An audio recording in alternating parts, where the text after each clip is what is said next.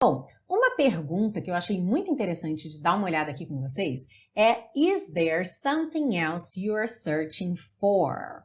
E tem algumas coisas que eu quero ver aqui com vocês. A primeira é que nunca é demais lembrar esse is there. Na tradução aí, existe algo mais?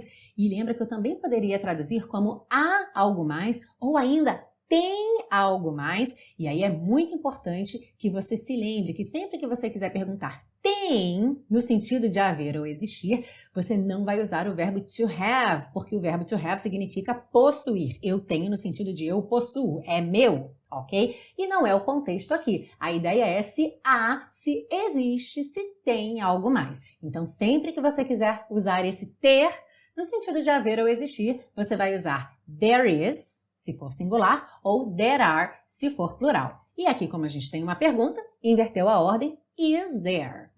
Is there something else you're searching for? E aí, na sequência, então, esse something else, algo mais no sentido de alguma outra coisa. Bom, talvez você tenha ficado com uma pulga atrás da orelha porque você deve ter aprendido que something é para afirmativas e o anything seria usado então para as negativas e também para as perguntas, as frases interrogativas. Então, por que é que nós temos aqui something e não anything? A ideia aqui é realmente a intenção do que está sendo dito. Por quê?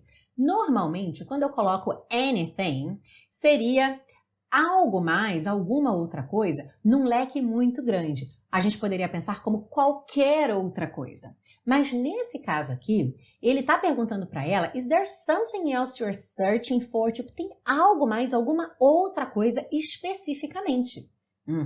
Então, se eu não estou pensando em qualquer outra coisa, mas uma coisa especificamente, então seria o something else, alright? Is there something else you're searching for? Agora, por padrão, quando eu quero saber se você quer qualquer outra coisa, aí eu não vou usar o something else, e sim o anything else, que é muito comum em restaurante, em situações de compra, comércio, ok? Quando você leva seus itens para o caixa, ou então quando você faz seu pedido no restaurante, o garçom ou a atendente pergunta para você, mais alguma coisa? Que seria anything else?